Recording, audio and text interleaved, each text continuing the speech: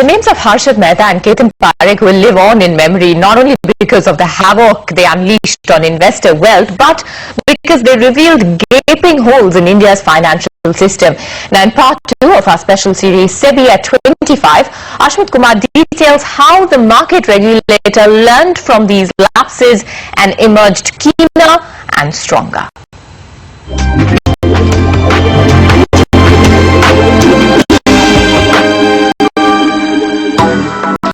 People often say what doesn't kill you makes you stronger. Words that have ring true for market regulator SEBI more than once. Between 1998 and 92, SEBI began maturing, and in 1992, it was forced to speed up the process and embark on a steep learning curve thanks to Harshad Mehta and his associates. Their multi-million-dollar scams swindled hundreds of crores from unsuspecting banks, and by artificially pumping up stock prices, the flamboyant Harshad Mehta also lured unsuspecting investors into investments that would ultimately end in heavy losses. The exposure of the scam left SEBI with a lot of ground to cover.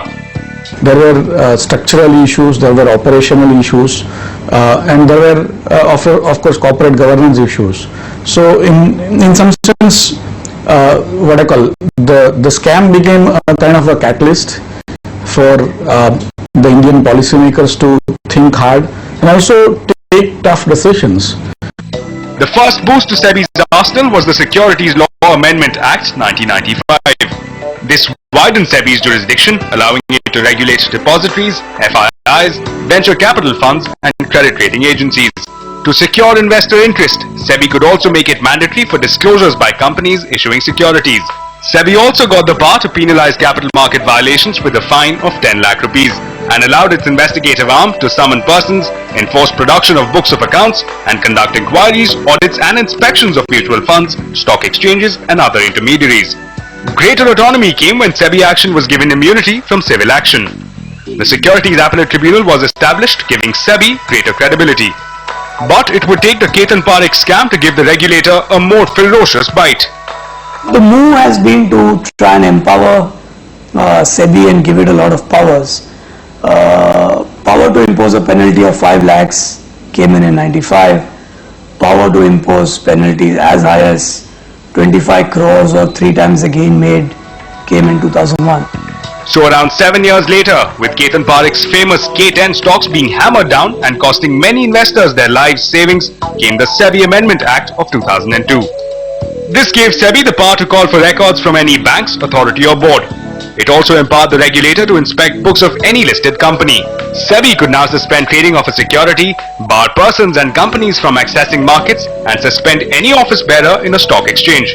It was also empowered to attach, impound and retain the proceeds of any transaction that was not by the book. SEBI could also specify requirements for listing and transfer of securities. Also, offences like insider trading and unfair trade practices were spelt out better and expressly forbidden. More power also came in the form of higher punitive powers, so fines of up to 25 crores or 3 times the unlawful gains, whichever is higher, were allowed, as were jail terms from 1 to 10 years. The Securities Laws Amendment Act of 2004 followed.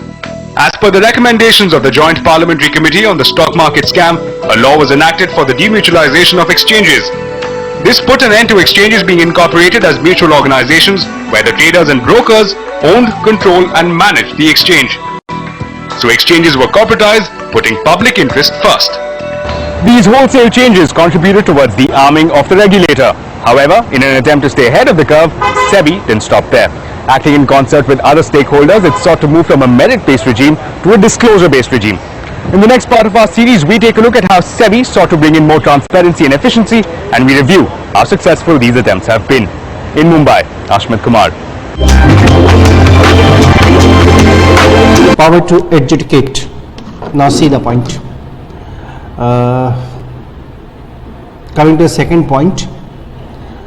Second क्या हम of course अभी तक penalty आपके साथ finish किए हैं, और जिस पेनल्टी के फिनिश करने के बाद जो एडजुडिकेशन होती है ना, जिसके अकॉर्डिंगली पेनल्टी लगाई जाती है, जहाँ पेनल्टी लगाई जाती है, मतलब कि अब ये जानते हैं कि एडजुडिकेशन करने के पावर्स किसके पास हैं, मतलब who has got the power to impose the penalty that you know, whether it's of course the SEBI और any another person that you know. तो सेक्शन 15I इसी मुद्दे के ऊपर है, और सेक्शन 15I कहता है कि for the purpose of adjudging under section 15A, 15B, 15C, 15D, E, F, whatever, all the penalties that you know, H, HA, HB, the board shall appoint any of its officer. It shall be the officer of the board who shall be the adjudicating officer. The board shall appoint the adjudicating officer, means SEBI shall appoint the adjudicating officer, but to whom? So it was said here that the person, the officers not below the rank of division of chief to be an adjudicating officer, that you know. He must hold at least such a post, that you know, of course not below the rank of division chief to be an adjudicating officer. One more thing, for holding an inquiry, prescribed manner, person को reasonable opportunity of being heard देंगे penalty impose करने से पहले. मतलब there is of course the matter of the natural justice which we suppose to follow, that you know we they suppose to follow, opportunity of being heard देना. SEBI में impose penalty. अच्छा, holding जब inquiry करे तो adjudicating officer के पास power है कि समन करे, और अगर वो ना आए तो उसके अटेंडेंस को इन्फोर्स करे, मतलब वारंट इशू कर दे. The attendance of any person जो एक्वेंटेड है, मतलब जिसको नॉलेज है फैक्ट्स के बारे में, मीन्स जो घटनाएं घटी हैं, मतलब जो काम हुआ है आपको उसकी नॉलेज है. Being a chartered accountant, company secretary, you have got an idea of all this things. Even the notice can be given to you as well, you know, और आपको भी बुला के पूछा जा सकता है.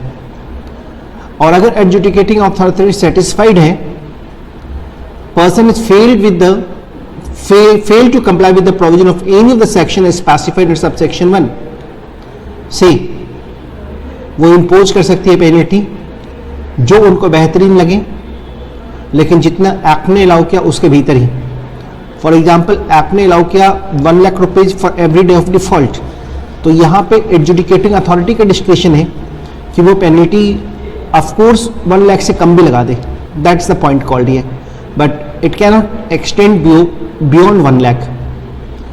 जैसे नॉर्मल सी बात है, 1 करोड़ की पेनल्टी है किसी केस में, तो वो देखती कि भाई इसने गलत काम तो किया है लेकिन पब्लिक को कोई नुकसान नहीं पहुंचाया, इसका ये फर्स्ट अपराध है, पब्लिक को कोई नुकसान नहीं पहुंचाया है, खुद भी बेनिफिट बहुत ज्यादा नहीं बनाया है, तो नेचुरल सी बात है 1 करोड़ तक की पेनल्टी का प्रोविजन है, बट वो 1 करोड़ ना लगा के 1 लाख लगा के छोड़ दे, इवन 10,000 लगा के छोड़ दे. देयर मे बी आपको some nominal kind of penalty that you know. So this can be done by the adjudicating authority. अच्छा, अगले पॉइंट पे आते हैं, फैक्टर्स टू बी टेकन. मतलब 1 करोड़ तक एक्सटेंड करना है तो कितना, 1,000 लगाए, 2,000 लगाए, 10,000 लगाए, 1 लाख, 10 लाख, 20 लाख, 50 लाख, कितना लगाएगी, मतलब कौन सा फैक्टर जो इन बातों को डिटरमाइन करेगा. Then this is called section 15J, और ये बहुत इंपॉर्टेंट सेक्शन प्रोविजन है, और इस पे क्वेश्चन कैसे आता है पेपर में, तो ये भी जरा जान लीजिए.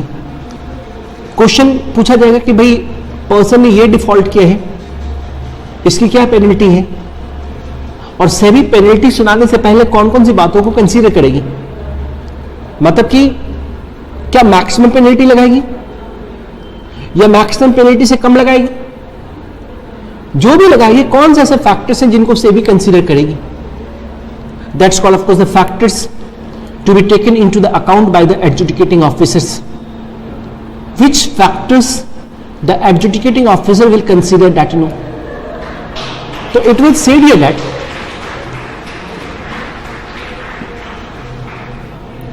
while adjudicating the quantum of penalty under section 15I, adjudicating officer due regard देंगे what's the amount of disproportionate gain, आपने कितना गेन बनाया, कितने फायदे बनाए, आपने कितने अनफेयर एडवांटेज लिया, wherever quantifiable, made as a result of the default,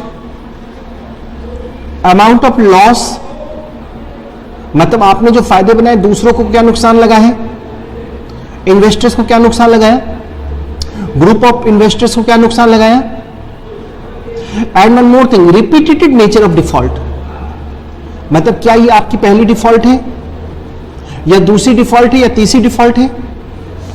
हो सकता है पहली डिफॉल्ट है तो आपकी कम पेनल्टी लगे, दूसरी है तो ज्यादा लगे, तीसरी है तो और ज्यादा लगे. That may be the point, you know. तो these are the three factors. Whatever the disproportionate gain you have of course got that, you know, investors को क्या लॉस लगी है एंड क्या of course dispute, क्या of course default repetitive है. These are such a thing which we have to consider that one. That's called of course the point here. See, next point, settlement of administrative and civil proceedings. See, settlement accordingly of administrative and civil proceedings, it will say here that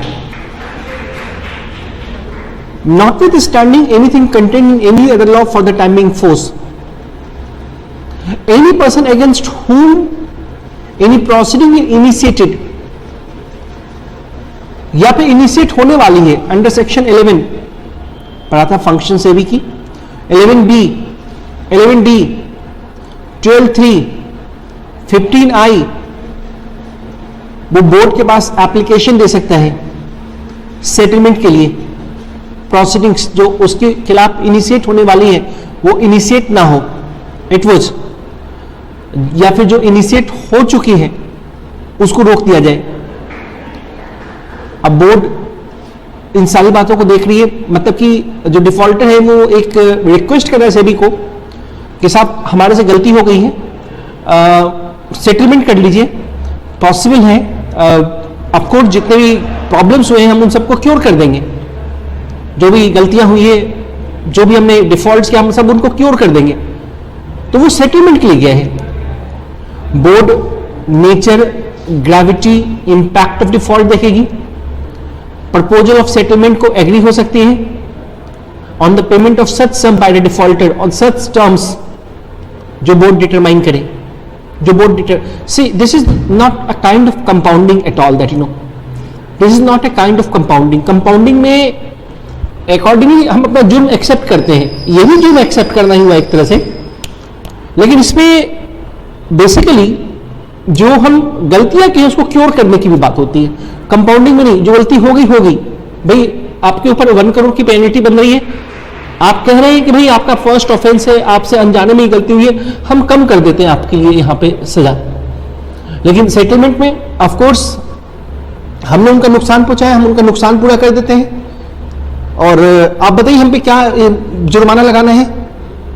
possible हमने जानबूझ की गलती की हो, compounding में अनजाने में गलती हुई हमसे, यहां हमसे जानबूझ की गलती हो सकती है, और जानबूझ की गलती की हम माफी मांग रहे हैं, दूसरों को जो नुकसान लगा है उसकी हम भरपाई करने की कोशिश कर रहे हैं. That's called of course the settlement here. तो जो डिफॉल्टर है वो सेबी को एप्लीकेशन दे रहे हैं और सेबी एक अमाउंट स्पेसिफाई करती है, you pay such and such amount and naturally we shall let you go. That was, मतलब कुल मिलाकर के बोर्ड के सामने अपने जुर्म को एक्सेप्ट कर लेना, एडजुडिकेटिंग ऑफिसर्स के सामने अपने जुर्म को एक्सेप्ट कर लेना, एंड अकॉर्डिंगली दोनों की सहमति से जो पेनल्टी है वो स्पेसिफाई हो जाना, क्योंकि बोर्ड की मुसीबत है. एडजुडिकेटिंग अथॉरिटी देखती है कि हम इनको कोई पेनल्टी लगा रहे हैं, कल को अपील में चले जाएं, अपील में कुछ और बात उभर करके आ जाए तो ये फिर एक अलग मामला बन गया. तो बेहतरीन है कि हम आपसे पूछते हैं कि भाई आपने गलती की है, आप अपने जुर्म को मान भी रहे हैं, तो आप बताइए हम आपके ऊपर क्या पेनल्टी लगाएं, और आपने जो स्पेसिफाई किया हम वही पेनल्टी लगा दी है. That thing is called of course what, that thing is actually called as of course settlement of proceedings, you know. लेकिन जब भी सेटलमेंट किए हैं तो अपील लाई नहीं करेगी, मतलब if you want to go to the appeal, go for the appeal before the securities appellate tribunal, that's will not be allowed at all, you can't go for the appeal at all. ऐसे हालात में आप appeal नहीं कर पाएंगे, ये आपकी एक छोटी सी मजबूरी यहाँ पे देखने को मिलेगी. चलिए, establishment of securities appellate tribunal set section 15K. 15K कहता है कि सेंट्रल गवर्नमेंट नोटिफिकेशन से एस्टैब्लिश कर सकते हैं सिक्योरिटीज अपीलेट ट्रिब्यूनल, और अकॉर्डिंगली जो भी पर्सन एडजुडिकेटिंग अथॉरिटी के फैसले से डिससेटिस्फाइड है वो सिक्योरिटीज अपीलेट ट्रिब्यूनल के पास अपने अपील को ले जा सकता है to exercise the jurisdiction power authority जो कन्फर्ड है उनके पास एक्ट में और for the time being law for the time in force. जैसे फॉर एग्जांपल IRDA के फैसले से भी डिससेटिस्फाइड है तो भी हम SAT के पास अपील कर सकते हैं। इवन सेबी के फैसले से डिससेटिस्फाइड है, सेबी के एडजुडिकेटिंग अथॉरिटी के फैसले से डिससेटिस्फाइड है, then we can go for of course the appeal there. That was of course before the SAT.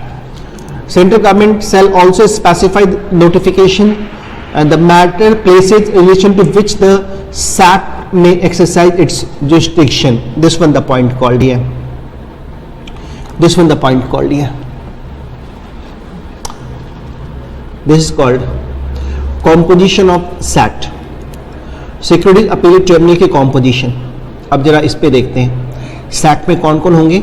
SAT में एक प्रिजाइडिंग ऑफिसर होंगे and such number of judicial member और टेक्निकल मेंबर। मैंने आपको पहले भी जुडिशियल मेंबर और टेक्निकल मेंबर में डिफरेंस बताया था। ये दोनों मेंबर जज साहब हैं SAT में, दोनों जज साहब हैं। जुडिशियल मेंबर्स के पास फैसले सुनाने का पावर, डिसीजंस देने का पावर, मतलब जब SAT की में जज बैठते हैं तो दोनों मेंबर साथ बैठते हैं, जुडिशियल मेंबर भी और टेक्निकल मेंबर भी। टेक्निकल मेंबर जब अकॉर्डिंगली वकील कुछ प्रोविजन समझाते हैं किसी पर्टिकुलर मैटर्स के ऊपर, कोई नई इंटरप्रिटेशंस लेकर के आते हैं तो टेक्निकल मेंबर उसको सुनते हैं और टेक्निकल मेंबर उसी वक्त अपनी एडवाइस जुडिशियल मेंबर को देते हैं कि क्या ऑफ कोर्स वकील साहब ने जो बातें कही हैं इस सेक्शन के बारे में, जो नई बातें कही है क्या वो सही है।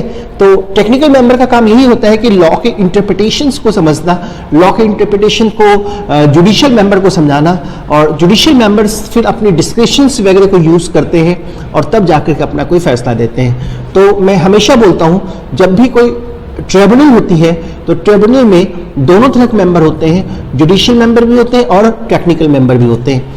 तो judicial member, technical member as the central government में डिटरमाइन बाय नोटिफिकेशन एक्सरसाइज करे पावर्स, डिस्चार्ज करे फंक्शंस, जो भी कन्फर्ड है SAT के पास उन सारी बातों को करे इस एक्ट के accordingly under any other law for the time being in force. That's called of course the composition of SAT. That is called of course the composition of SAT there. That was the point. चलिए, constitution subject to the provision of this act, subject to the provision of this act jurisdiction of SAT may be exercised by the benches thereof. Bench के according exercise होगी.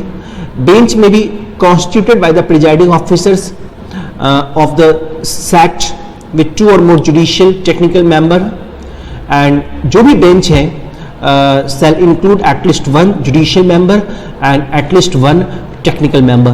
So this is the basic parameter of the bench. All the benches of the SEBI shall include at least 1 judicial member and at least 1 technical member. This of course the point we called here, right? Good. Anyway, coming to the more point there. Qualification for appointment as a presiding officer or member of a SAT. Let us see section 15M. What shall be the qualification of the presiding officers or member of the SAT? तो यहाँ पे हम कहते हैं जो भी SAT के presiding officer हैं वो क्वालिफाइड है for appointment as a presiding officer of judicial और टेक्निकल मेंबर। अकॉर्डिंगली वो जज होने चाहिए, ही इज और हैज बीन जज हो या थे सुप्रीम कोर्ट में और या चीफ जस्टिस हो हाई कोर्ट में है या थे, या फिर जज of a high court for last 7 years in the case of the presiding officer. Supreme court के रिटायर्ड जज भी चलेंगे, सुप्रीम कोर्ट के सर्विंग जज भी चलेंगे, हाई कोर्ट के रिटायर्ड जज भी चलेंगे। हाई कोर्ट के सर्विंग जज के पास अगर हाई कोर्ट के सर्विंग जज है तो कम से कम 7 years से वो हाई कोर्ट में जज हों। ही हैज बीन ए जज of high court for last 5 years in case of judicial member. This one the point called है, this a point called presiding officers के लिए ये क्वालिफिकेशन है, ये जुडिशियल मेंबर के लिए क्वालिफिकेशन है, ये प्रिजाइडिंग ऑफिसर के लिए क्वालिफिकेशन है। और अक्सर देखा जाता है कि जुडिशियल मेंबर ही बेसिकली जो है उनमें से कोई प्रिजाइडिंग ऑफिसर्स होते हैं। इन केस ऑफ टेक्निकल मेंबर की अगर हम बात करें तो ही हैज़ बीन सेक्रेटरी और additional secretary in the ministry of department of central government, या फिर इक्विवेलेंट पोस्ट होल्ड कर रहे हों सेंट्रल गवर्नमेंट स्टेट गवर्नमेंट में, दिस वन। और is a person of proven ability, integrity, standing the person must have the special knowledge, he must have the professional experience, कम से कम 15 years की experience होनी चाहिए financial sector में, including securities market. Pension funds की बात कर रहे हैं, पेंशन फंड इसलिए डाला गया है क्योंकि पेंशन्स के जो भी काम है, पेंशन अथॉरिटीज का भी काम जो है सैट देख रही है आजकल, और कमोडिटी डेरिवेटिव्स में हो या फिर इंश्योरेंस आईआरडीए के से भी सेटिस्फाइड नहीं है तो हम सैट के पास ही अपील में आते हैं। आजकल नए फाइनेंस एक्ट 2017 में ये बात आ गई है कि भाई अगर आप पेंशन अथॉरिटी के फैसले से सेटिस्फाइड नहीं है, फिर आईआरडीए के फैसले से सेटिस्फाइड नहीं है, in all this circumstances you can go to of course the securities appellate tribunal, that know this was the point called here. Central government to appoint the presiding officer, Section 15MA, Central Government Presiding Officer, Judicial Member, SAT, all these people shall be appointed by the Central Government in consultation with the Chief Justice of High Court of India or his nominee. They shall be appointed, that you know, they shall be appointed. Very of course smooth going point. And appointment of technical member, let us see section 15MB. 15MB, तो here it says here that technical member of the SAT जो भी हैं shall be appointed by who? Central government on the recommendation of search cum selection committee, जिसमें consist होंगे following, namely in which following people shall consist at, you know, number 1, presiding officer of the SAT, he shall be the chairman, secretary department of economic member, and secretary department of financial services member, and secretary legislative department of legal member. एक बार फिर से बता दूं technical members की appointment के बारे में। Technical member जो सैट की होंगे, बहुत नेचुरल सा फैक्टर है, technical member is very high profile post, और ये पूरी की पूरी जो है जुडिशियल मेंबर के साथ बैठते हैं। मतलब कि अगर हम सैट के सिटिंग की बात करें तो यहाँ पे जुडिशियल मेंबर बैठते हैं और जस्ट बगल में उनके टेक्निकल मेंबर बैठते हैं, और पोस्ट जो है इक्विवेलेंट जैसा होता है, बिल्कुल जज के साथ बैठने वाला पोस्ट होता है। तो here is of course a very high profile post, in that very case there should be of course a very concrete procedure for the appointment of the technical member, or here it says here that whenever the technical member shall be appointed, then technical member shall be appointed as per the recommendation whatever of the selection committee, जिसमें कुछ लोग होंगे accordingly एक selection committee में presiding officer होंगे, securities appellate tribunal के जो chairman होंगे उस सिलेक्शन कमेटी के, और सेक्रेटरी होंगे डिपार्टमेंट ऑफ इकोनॉमिक अफेयर्स के, एक और secretary of department of finance and services के, ये भी मेंबर होंगे, एंड सेक्रेटरी लेजिस्लेटिव डिपार्टमेंट और secretary department of legal affairs. So these are of course certain of course specific people by whom the committee is required to be formed, and that committee is called of course the selection committee. Selection committee will make the recommendation, recommend the name of the technical member to the central government, and then central government will appoint the technical member for the securities appellate tribunal. That this is called of course the matter concerned with the technical member. This is called section 15MB. Very smooth going provisions we got there. Anyway, vacancy or any defect in constitution of accordingly selection committee, search cum selection committee, पूरा नाम इसे बोल सकते हैं search cum selection committee. यहाँ पे simply कहा है no appointment of presiding officer, judicial member, technical member of SAT tribunal shall be valid merely by reason of vacancy or any defect in the constitution of search cum selection committee. Appointment shall not be of course defeated at all, that अगर मान लो selection committee में कुछ problem है तो accordingly techno appointment of presiding officer, judicial member, technical member, whatever of the securities appellate tribunal shall be invalid mainly by reason of vacancy, या फिर defect है या कॉन्स्टिट्यूशन है, सर्च कम सिलेक्शन कमेटी के constitution में default है। तो एक छोटी सी बात यहाँ पे ये आ रही है, कभी कभी वैकेंसी हो जाता है या डिफेक्ट हो जाती है, उसकी वजह से क्या सैट के फैसले के ऊपर कोई फर्क पड़ेगा? तो कहा है कि बिल्कुल नहीं फर्क पड़ेगा। No appointment of the presiding officers, judicial member और टेक्निकल मेंबर अगर कुछ पार्ट ऑफ द डिफ़ॉल्ट भी है, जैसे सर्च कम सिलेक्शन कमेटी के कॉन्स्टिट्यूशन में डिफ़ॉल्ट है, तो भी उनकी अपॉइंटमेंट एक बार हो गई तो फिर वो इनवैलिड नहीं होगी. This one more thing is specified a member of board, मतलब SEBI, IRDA, pension fund regulatory and development authority and any person जो senior management level equivalent chief executive director in the board जो भी हैं, इनको appoint नहीं करेंगे presiding officer. जो सेबी के मेंबर हैं या IRDA के मेंबर हैं, पेंशन फंड रेगुलेटरी अथॉरिटी के मेंबर हैं, सीनियर मैनेजमेंट, वो इसलिए अपॉइंट करेंगे कि इनके एग्रीड पर्सन ही सेट के पास आते हैं, इनसे एग्रीड पर्सन ही सेट के पास आते हैं, तो इनकी अपॉइंटमेंट नहीं होनी है. Shall not be appointed as the presiding officer member of the security appellate tribunal. Service के दरमियान इनकी अपॉइंटमेंट नहीं होगी और सर्विस खत्म होकर के 2 साल तक इनकी अपॉइंटमेंट नहीं होगी.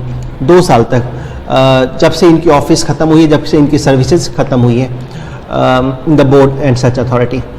And it was said that जो भी प्रिजाइडिंग ऑफिसर हैं, सच अदर मेंबर, सैट जो भी हैं, पहले से ऑफिस होल्ड कर रहे हैं, अगर मान लो ऐसे लोग अगर पहले से ऑफिस होल्ड कर रहे हैं तो वो कंटिन्यू रहेंगे, उनके लिए कोई प्रॉब्लम नहीं है. लेकिन अब के बाद फाइनेंस एक्ट 2017 से जो अमेंडमेंट आई है, उससे पहले से अगर आप सिक्योरिटीज अपीलेट ट्रिब्यूनल के मेंबर हैं, यकीनन सेबी बोर्ड के मेंबर होते हुए भी, IRDA के मेंबर होते हुए भी, पेंशन रेगुलेटरी अथॉरिटी के मेंबर होते हुए भी अगर आप सैट के मेंबर हैं, पहले से हैं, तो आप अपने ऑफिस को कंटिन्यू कर सकते हैं. लेकिन बाद में ऐसे लोगों की अपॉइंटमेंट सैट में नहीं हो सकती है, सैट में नहीं हो सकती है. दिस वन, चलिए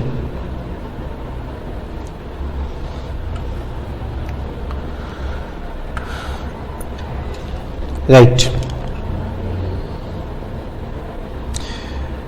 एन पढ़ा रहा हूँ, सब कुछ करा रहा हूँ सेबी एक्ट में, लेकिन कई सारे प्रोविजन इररिलेवेंट हैं. पूरा प्रोविजन फिनिश कर लो, चैप्टर फिनिश कर लो, फिर मैं बताऊंगा क्या इररिलेवेंट है. कुछ 2-4 सेक्शंस हैं ऐसे जिसमें पेपर में क्वेश्चंस शायद ही पूछे जाते हैं, लेकिन कोर्स में है तो आप पढ़ाई करो. अच्छी पढ़ाई है, हाई प्रोफाइल स्टडी है, तो कोर्स को कंप्लीट करके रखना चाहिए. ये नहीं देखना चाहिए कि कहाँ से क्वेश्चन आता है और कहाँ से क्वेश्चन नहीं आता है, बिकॉज जहाँ से क्वेश्चन नहीं आता है हो सकता है अगले एग्जामिनेशन में वहीं से क्वेश्चन आ जाए, ये भी चांस होता है. Tenure of office of presiding officer and other members of the SAT. So here it says that the presiding officer और एवरी जुडिशियल और टेक्निकल मेंबर जो भी सैट के हैं 5 साल तक का उनका टेन्योर है. They have got the tenure of the 5 years जब से उनके ऑफिस में इंटर हुए हैं. हालांकि री अपॉइंटमेंट के लिए एलिजिबल हैं for the term of maximum 5 years. अगले 5 साल के लिए फिर से री अपॉइंटमेंट हो सकती है इनकी. Provided that no presiding officer, judicial member, technical member hold करेंगे ऑफिस, अगर उनकी एज 75 years अटेंड हो गई है तो उनको आगे ऑफिस कंटिन्यू नहीं करना है. This one right, good. Salary, allowances and other terms and condition of service of the presiding officers. Section 15O. It was said that जो भी सैलरी है, allowances है, payable to and the other terms and condition of service, जो भी including pension, gratuity, retirement benefit, presiding officers का, shall be such as may be prescribed. Shall be such as may be prescribed. This one. जो government rules बना के prescribe करें. और एक बात और, neither salary allowance not the terms and condition. Salary को ऐसा नहीं कि अपॉइंटमेंट के बाद सैलरी को आपके इंटरेस्ट के खिलाफ बदल सकते हैं, मतलब सैलरी कम कर सकते हैं. तो यही कहते हैं, provided neither the salary allowance not the terms and condition of the presiding officer member of the SAT shall be varied to their disadvantage. मतलब salary can be increased, allowances can be increased, but it cannot be decreased at all. That you know, terms and conditions जो है appointment के बाद आप disadvantage में change नहीं कर सकते हैं. This one point called here. Anyway,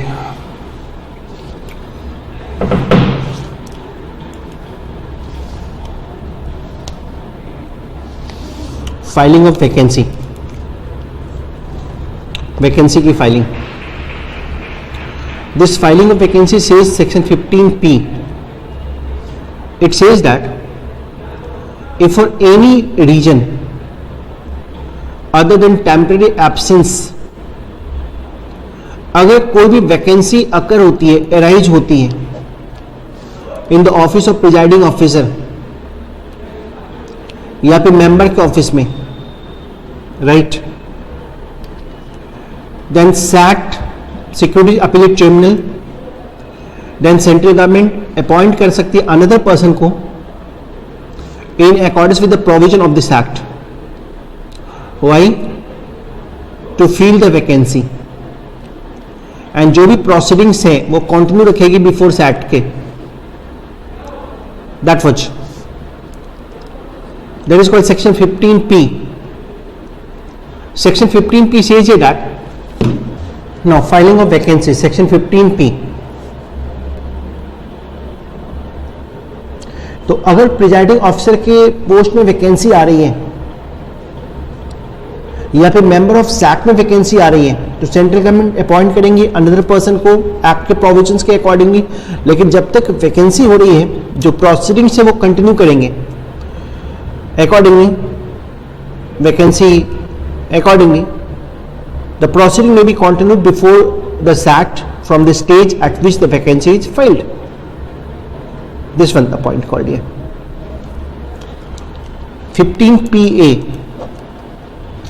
vacancy in the office of presiding officer, presiding officers, section 15PA.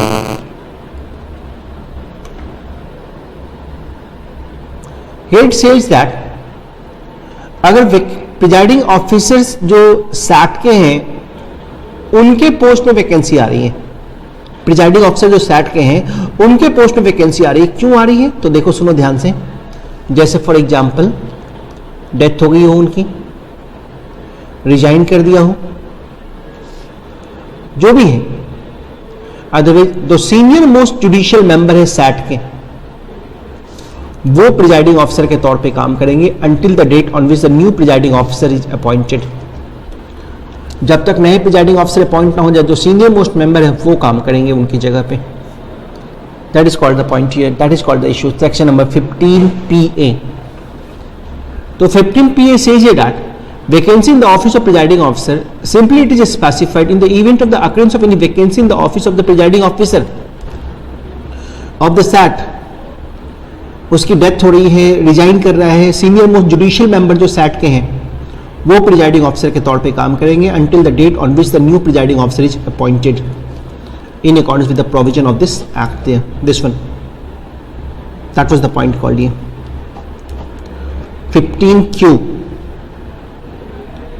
15Q, resignation and removal. अब now see this point, what is happened there. Resignation removal, यहां कहते हैं जो भी presiding officer हैं या other member हैं SAT का, may by notice in writing under his hand address करेंगे सेंट्रल गवर्नमेंट को, मतलब अपनी रेजिग्नेशन देना है तो वो रेजिग्नेशन किसको देंगे? सेंट्रल गवर्नमेंट को। I repeat the issue, if you are the presiding officer of the SAT, then if you want to put your paper, if you want to make the resignation, then to whom the resignation shall be given? The resignation shall always be given to the central government. तो क्या ऐसा है आज resign करे कल से office आना बंद कर दे? नहीं, प्रिजाइडिंग ऑफिसर जो मेंबर जो रिजाइन कर रहे हैं जब तक सेंट्रल गवर्नमेंट परमिट ना करे ऑफिस आना बंद नहीं करेंगे, कल भी आते रहेंगे। अकॉर्डिंग सेंट्रल गवर्नमेंट अगर अलाउ कर दे to relinquish his office, then only you can stop coming, otherwise of course you have to come। लेकिन कितने दिन तक? 3 महीने तक, जब से आपकी नोटिस रिसिप्ट हुई है या 3 महीने से पहले ही आपका सक्सेसर अपॉइंट हुआ है तो भी आप छोड़ सकते हो, या फिर आपका टर्म ऑटोमेटिकली उसी विद इन 3 मंथ्स एक्सपायर हो रही थी, पहले ही एक्सपायर हो रही थी तो भी आप आना बंद कर सकते हो। So you can make the resignation if you are the presiding officer of the SAT, you are the member of the SAT. If you want to make the resignation, then resignation shall be made to, of course, the central government, that you know. And whenever you are making the resignation to the central government may ask you to, of course, be there for the time being. For how many long period? It was said that for, of course, 3 months maximum, or until the appointment of the successor of the concerned person and until the expiry of the term of office, whichever is earliest. This one the point called here. That is called, of course, the resignation. Next point, removal. So let me specify how the removal is possible. Here it says that the central government may, after an inquiry made by judge of the Supreme Court, the central government may remove the presiding officer or judicial member or technical member of the SAT if he is or at any time been adjudged insolvent, as in, if he has been adjudged and insolvent. It's a removal that means it's removal, and who will remove that person? Central government will remove the person that because the state is specified that central government may, after an inquiry, for removing any person, the central government supposed to conduct an inquiry there, and after inquiry made by judge of the Supreme Court, remove कर सकते presiding officer को, judicial member को, technical member को. Number 1 reason क्या है? वो insolvent हो गए हैं, वो फिजिकली या मेंटली इनकैपेबल हैं, फिजिकली या मेंटली इनकैपेबल हैं. And official, judicial member, technical member convicted है ऑफेंस के लिए जो सेंट्रल गवर्नमेंट को ओपिनियन में मोरल टर्पिट्यूड को कंसर्न करती हैं. She has in the opinion of the central government abuse किया है अपने ऑफिस को, ऐसे अब्यूज किया है कि उसकी कंटिन्यूएशन डेट्रीमेंटल है पब्लिक इंटरेस्ट में, उसकी कंटिन्यूएशन पब्लिक इंटरेस्ट में डेट्रीमेंटल है, उसने ऑफिस को क्या किया है? अब्यूज किया है. Has acquired such financial interest और other interest as likely to affect prejudicially his functions as presiding officers that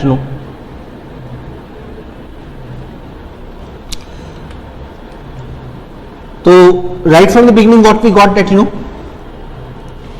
he got to be insolvent, physically और mentally वो incapable है, सेंट्रल गवर्नमेंट के ओपिनियन में उसने अपने ऑफिस को अब्यूज किया है, उसने एक्वायर किया है financial interest, other interest, provided it he shell not be removed. जो भी है डी और ई में, अगर हम बात करें डी और ई की बात करें तो इन दोनों सर्कमस्टांसेस में रिमूवल के लिए एक अपॉर्चुनिटी ऑफ बीइंग हर्ड देना पड़ेगा, अपॉर्चुनिटी ऑफ बीइंग हर्ड उनसे पूछना पड़ेगा.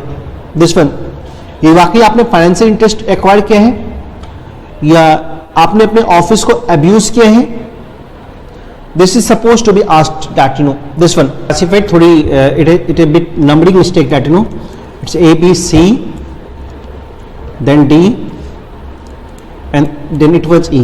इन दो circumstances में opportunity of being heard देनी है.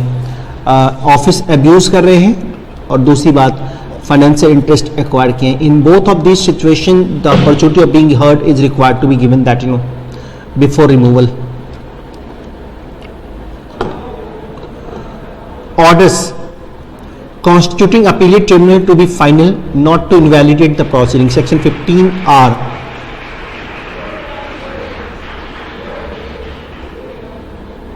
Section 15R just said that no order of central government appointing any person as the presiding officer, say member of the SAT. कभी कभी होता है ना, हम जज से क्वेश्चन पूछते हैं कि आपने ऐसा फैसला क्यों दिया, what's the reason behind that but जज के पास ये प्रिविलेज होता है कि वो इनकी आंसर ना करें, और ये पावर सैट के पास भी है. And accordingly it was just pointing out that no order of the central government appointing any person as a presiding officer. आपने इसी पर्सन को प्रिजाइडिंग ऑफिसर क्यों बनाया? और member of SAT shall not be called in question shall and no act to proceed before the SAT, जो भी है shall be called in question in any manner, any ground, whatever. Means SAT के सामने जो proceedings हुई है उस पर क्वेश्चंस नहीं उठा सकते हैं. सैट के जो मेंबर्स की अपॉइंटमेंट हुई है, प्रिजाइडिंग ऑफिसर के अपॉइंटमेंट सेंट्रल गवर्नमेंट ने किया है, इसके ऊपर भी क्वेश्चंस नहीं उठा सकते हैं. We can't put on any questions on that this one.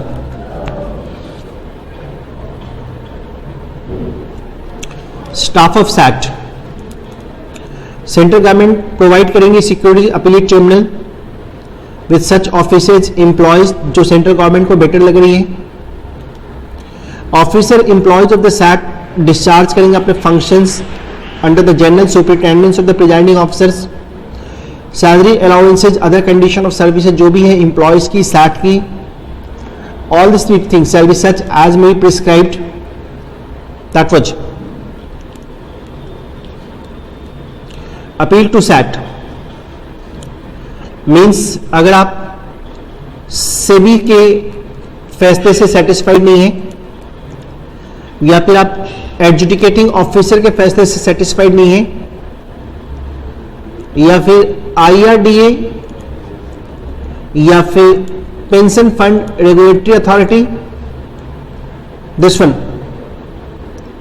If you are not satisfied, देखो अब इतने लोग आ गए हैं, फाइनेंस एक्ट 2017 में अमेंडमेंट आने की वजह से इतने लोग आ गए हैं, तो आप अपील कर सकते हैं सैट के पास विद इन 45 डेज। लेकिन अगर 45 डेज तक बिजी रह गए थे तो सुटेबल एक्सटेंशन, अगर आपको रीजनेबल कॉज है तो you can make an appeal to the SAT against all these people that know. SAT के पास अपील 45 डेज के भीतर होगी, बट सुटेबल रीजन है तो ये पीरियड एक्सटेंड भी हो सकते हैं। This period can be extended further, there won't be any problem at all, there won't be any problem at all.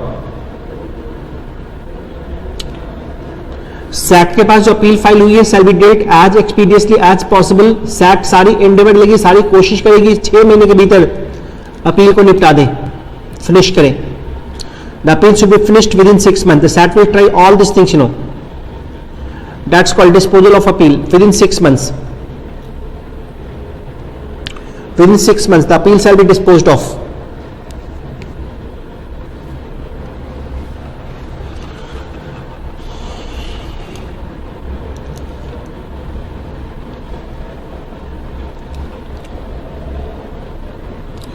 Procedure and powers of SAT, section 15U। SAT CPC से bound नहीं है, मतलब code of civil procedure से bound नहीं है, but SAT has to follow the principle of natural justice. Natural justice का मतलब opportunity of being heard देना, बिना अपॉर्चुनिटी ऑफ बीइंग हर्ड दिए हम अपना फैसला नहीं सुनाएंगे। कुछ मसलात पे सैट के पास वही पावर है जो सिविल कोर्ट के पास पावर है। अगेन आई रिपीट, कुछ मामलों में सैट के पास वही पावर है जो सिविल कोर्ट के पास पावर है। पहला, summoning and enforcing the attendance of any person, examining him on oath। किसी को बुलाना, अगर नहीं आए तो उसके अटेंडेंस इन्फोर्स करना, मींस उसको उसके अगेंस्ट वारंट इशू कर देना। Requiring the discovery and production of documents, receiving evidence on affidavits, issue करना commissions for the examination of witness, अपने डिसीजंस को रिव्यू करना, डिसमिस करना applications for default, deciding ex parte, setting aside the order of dismissals. Ex parte का मतलब पहले बताया था, मतलब in the presence of single party. एक पार्टी नहीं आई तो यह मान लिया जाएगा कि उसके पास एक्सक्यूजेस कुछ नहीं थे, इसी वजह से वो नहीं आया, और सैट उसके एब्सेंस में फैसले सुना देगी। ऑर्डर ऑफ डिसमिसल, जो पहले किया था केस को डिसमिस, उसको फिर से सेटिसाइड कर देना। एक्स पार्टी फैसले जो सुनाया था उसको सेटिसाइड कर देना। एनी अदर मैटर्स जो प्रिस्क्राइब्ड है।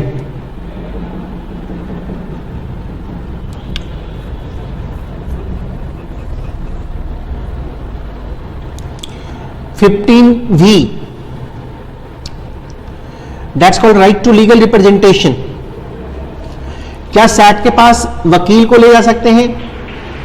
क्या चार्टर्ड अकाउंटेंट, कंपनी सेक्रेटरी या पर्सन खुद अपीयर हो सकते हैं? Yes, the applicant may either appear in person, खुद से अपीयर हो जाए, या चार्टर्ड अकाउंटेंट के थ्रू अपीयर हो जाए, कंपनी सेक्रेटरी के थ्रू, कॉस्ट अकाउंटेंट के थ्रू, लीगल प्रैक्टिशनर्स के through, any of its officer present SAT के पास केस प्रेजेंट कर सकते हैं। 15W लिमिटेशन,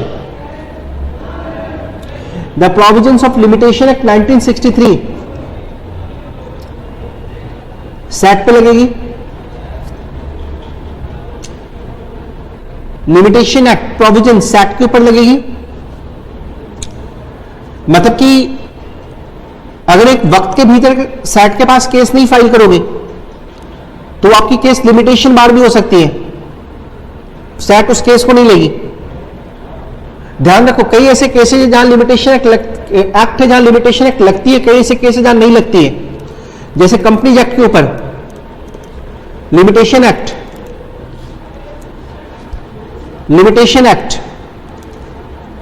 कंपनीज एक्ट के ऊपर एप्लीकेबल है, आईबीसी के ऊपर एप्लीकेबल नहीं है, सेबी के ऊपर एप्लीकेबल है, फिमा में एप्लीकेबल है।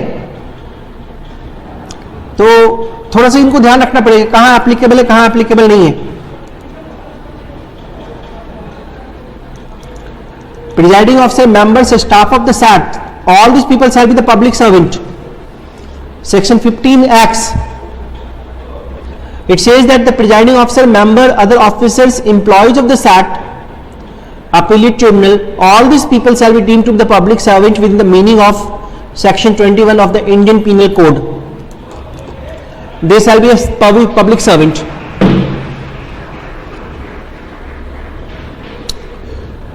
Section 15Y, 15Y, it was just said here that no civil court shall have the jurisdiction to entertain in suit proceedings. मतलब कि अगर आप चाहते हैं कि हम सैट के पास ना जाकर के सिविल कोर्ट के पास चले जाएं, तो civil court has got no jurisdiction, वो आपके केस को नहीं लेगी। आप सोचते हैं हम सेबी के पास केस डिफीट हुए हैं, हाई कोर्ट में अपील कर दें। You can't go there to the high court, आप हाई कोर्ट में अपील नहीं कर सकते इस मसले के खिलाफ। दिस वन,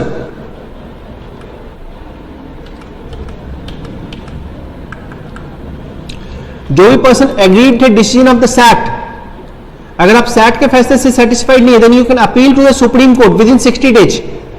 जब से फैसले आपके पास कम्युनिकेट हुए हैं 60 दिनों के भीतर आप अपील करेंगे सुप्रीम कोर्ट में, बट टाइम एक्सटेंशन भी मिल सकता है फर्दर 60 डेज अगर सफिशिएंट कॉज है तो। मींस दैट सेबी से डिससेटिस्फाइड सैट, देन सैट से dissatisfied, then supreme court. Composition of offence, notwithstanding in code of criminal procedure,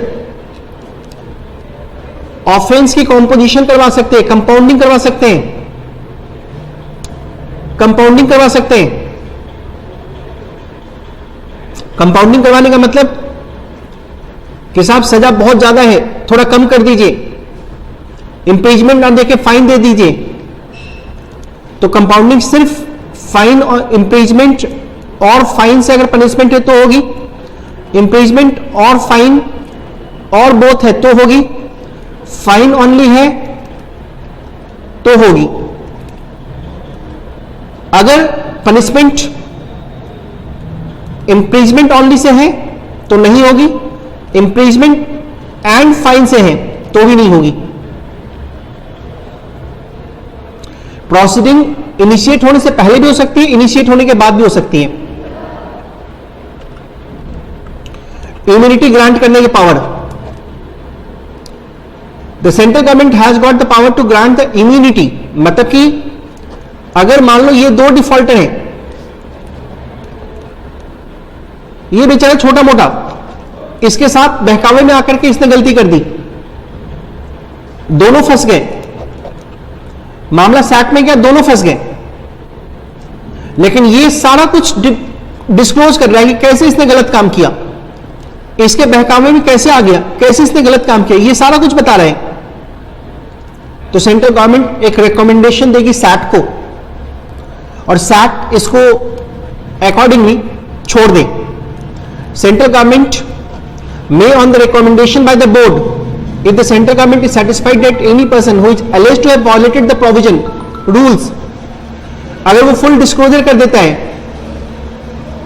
तो अकॉर्डिंगली इट में थिंक फिट इम्पोज कर सकती है इम्यूनिटी, प्रोसिक्यूशन से, रूल से, रेगुलेशन से एक इम्यूनिटी ग्रांट कर सकती है, मतलब उसको छोड़ सकती है क्योंकि उसने सारी डिस्क्लोजर कर दी, एक गवाह बन गया, एविडेंस बन गया, ला रहा है। That's why coming to see section में 12A, और हम इसको आगे परसू करेंगे। और सेक्शन 12A की हेडिंग्स पे एक नजर डालिएगा। जस्ट इट सिंपली सेज ये that provisions of manipulative and deceptive devices, insider trading, substantial acquisition of securities, इनके ऊपर प्रोहिबिशंस लगाई जाती हैं। सबसे पहली बात मैनिपुलेटिव एंड डिसेप्टिव डिवाइसेस, थोड़ा इंट्रोड्यूस कर दूं आपको। शेयर मार्केट में कई सारे ऐसे डिवाइसेस होते हैं जो कि मैनिपुलेट कर सकते हैं मार्केट को, नहीं जैसे फॉर एग्जांपल बल्क एसएमएस कर देना किसी पर्टिकुलर शेयर्स के परफॉर्मेंस के बारे में। नतीजा लाखों लोगों को एसएमएस किया है तो शेयर मार्केट में आज अचानक से बाई हो जाएगी या अचानक से सेल हो जाएगी, और इसका असर मार्केट के ऊपर पड़ेगा। और इस असर को देखते हुए कुछ लोग ऐसे हैं जो बैठे हुए हैं अपना फ़ायदा बनाने के लिए और नेचुरली वो अपने फ़ायदे बनाएंगे। तो कई सारे ऐसे मैनिपुलेटिव या डिसेप्टिव डिवाइसेस होते हैं, जैसे बहुत सारे सर्कमस्टांसेस में हम आपसे डिस्कस कर सकते हैं। पॉसिबली शेयर्स के लिए एडवाइस करना, किसी पर्टिकुलर शेयर्स के लिए एडवाइस करना, किसी पर्टिकुलर शेयर्स की न्यूज़ मार्केट में एयर कर देना, व्हाटएवर। तो इन सब चीज़ों को प्रोहिबिशंस लगाई जा रही है। That's called prohibitions of manipulative and deceptive devices. Insider tradings के ऊपर प्रोहिबिशंस। इनसाइडर ट्रेडिंग भी अपने आप में बहुत ही एक डेंजरस मशीनरी है, बहुत ही डेंजरस टूल है, जिससे वजह से कईयों को नुकसान हो जाता है और कई लोग जो है ऑफ कोर्स बहुत प्रॉफिट कमा लेते हैं इनसाइडर ट्रेडिंग में। मैं डिटेल में डिस्कस करूंगा। Let the topic come of insider trading, of course I will discuss all this things insider trading. Substantial acquisitions के शेयर्स के लिए बात कर ले हम। Substantial acquisition of shares of securities section 12A, इनकी अगर हम बात करें, मतलब all this things of course substantial acquisitions, last class मैंने आपको डिस्कस किया था, बताया था कि सब्सटेंशियल एक्विजिशंस क्या होती है कि भाई प्रीवियस होल्डिंग और नई होल्डिंग अगर आपकी कंपनी में किसी भी कंपनी में 25% या उससे ज़्यादा हो रही है, then you have to make the public announcement there. और अगर आप 25% शेयर किसी कंपनी में होल्ड कर रहे हैं तो हर फाइनेंशियल ईयर में अगर 2% इंक्रीज या डिक्रीज हो रही, then again you have to go for the public announcement. तो certain things are there of course which we have already got to see on that particular note here. तो चलिए अब हम आते हैं आपके साथ, समझते हैं सेक्शन 12 के बारे में। और section 12 simply says that no person sell directly और indirectly, neither directly nor indirectly आप यूज नहीं करेंगे, एम्प्लॉय नहीं करेंगे in connection with the issue purchase sale of securities, कोई भी मैनिपुलेटिव एंड डिसेप्टिव डिवाइसेस या contravenes the provisions of contravention of the provision of this act, rules regulation made thereunder. It is a complete prohibitions. You can't use any kind of manipulative and deceptive devices. आप employ नहीं करेंगे किसी भी device को, scheme को artifice करे और artifice to defraud in connection with the issue और dealing with the securities that you don't need to of course do such kind of thing। जैसे हम आज की डेट में शेयर्स पे 10% का ऑफ कर देते हैं, such kind of thing is not allowed। of course market में ऐसे सेल हो सकते हैं बट शेयर्स के ऊपर नहीं। इंगेज नहीं कर सकते किसी भी एक्ट में जो ऑपरेट करे फ्रॉड अकॉर्डिंग जो पर्सन कनेक्टेड सिक्योरिटीज मार्केट में, issue dealing in securities in contravention the provision of this act, rules whatever. आप इनसाइडर ट्रेडिंग में इंगेज नहीं होंगे। इनसाइडर ट्रेडिंग में इंगेज होने का क्या परिणाम होगा हम आके देखेंगे सेक्शन 15G में। और डील नहीं करेंगे किसी भी सिक्योरिटीज में अगर हमारे पास material non public price sensitive information है। हम material non public price sensitive information किसी को कम्युनिकेट भी नहीं करेंगे, एक्वायर नहीं करनी कंट्रोल किसी कंपनी की सिक्योरिटीज़ की जो मोर देन स्पेसिफाइड परसेंटेज है, जैसे 25%, उससे ज़्यादा एक्वायर नहीं करेंगे। और अगर एक्वायर करते हैं तो वहाँ जो कंप्लायंसेज है से भी substantial acquisition and take over regulations की जो कंप्लायंसेज हैं, हम उन कंप्लायंसेज को जरूर प्रॉपर्ली फॉलो करें। We have to follow that particular compliances this if we are going to acquire such a huge quantity of shares that this called of course the section number what you may say 12A, and that's called provisions of the manipulative deceptive devices, insider trading and substantial acquisition of securities, that's called section 12A। चलिए 13, 14 and 15 ये थोड़ा सा secretarial work से connected है. 13 तो नहीं, लेकिन आगे का मैटर्स जैसे accounts 13 funds, accounts and audit, इनसे कनेक्टेड थोड़ा प्रोविजन है. तो हल्का फुल्का रीड करते हैं, इनको बहुत ज़्यादा चांस नहीं होता 13, 14 एंड 15 से क्वेश्चन आने का. But of course just for the sake of knowledge we have to keep everything into the mind that you know. Section 13 simply said that central government parliament से अप्रोप्रिएट करके, parliament से of course permission लेकर के accordingly board को grants दे सकती है. अब बोर्ड की अपनी कोई खास इनकम तो होती नहीं है सेबी की, तो सेंट्रल गवर्नमेंट के ग्रांट से भी ज़्यादा चलती है. गवर्नमेंट को जो प्रॉपर लगा, ऑफ कोर्स सेबी को सेंट्रल गवर्नमेंट कुछ पैसे ग्रांट के तौर पे देने का पावर रखती है after the due appropriations from the parliament funds. अच्छा, there shall be constituted a fund जिसको हम कहेंगे security and exchange board of India, general funds, और इसमें क्रेडिट होंगे जितनी भी ग्रांट्स, फीस मतलब जो केस हम फाइल करते हैं तो सेबी में अगर हम केस फाइल करें तो फीस देनी पड़ती है. तो फीस जो भी चार्जेज रिसीव किया बोर्ड ने, all sum receive by the board from such other source जो कि सेंट्रल गवर्नमेंट स्पेसिफाई करें. तो this is of course the credit of the fund, जो फंड में क्रेडिट हुआ. और दिस इज द डेबिट, मतलब यहाँ से ये सारे पैसे फंड से निकल सकते हैं. सैलरी दे रहे हैं हम, अलाउंसेस दे रहे हैं, अदर रेमुनरेशन किसको दे रहे हैं, मेंबर्स को, ऑफिसर्स को, एम्प्लॉयज़ को, या फिर एक्सपेंसेज ऑफ द बोर्ड, जो बोर्ड के अपने खर्चे हैं, या expenses on the object and purpose authorised by this particular act. This is such a thing which we need to of course specify, that's called of course the matter concerned with the fund. Actually, that is of course the fund, that is the matter concerned with the very specific funds that you know, section number 14, the funds created by what you may say that you know SEBI there, it's funds created by the SEBI. अच्छा, चलिए अब एक बात और आते हैं accounts and audits के ऊपर. Section number 15, maintenance of accounts. अब देखो सेबी कोई कंपनी तो है नहीं जो कंपनीज एक्ट के प्रोविजंस लगेंगे सेक्शन 139 टू सेक्शन 148 ऑडिट के केस में, या सेक्शन 128 टू सेक्शन 138 तक अकाउंट्स ऑफ कंपनीज के केस में.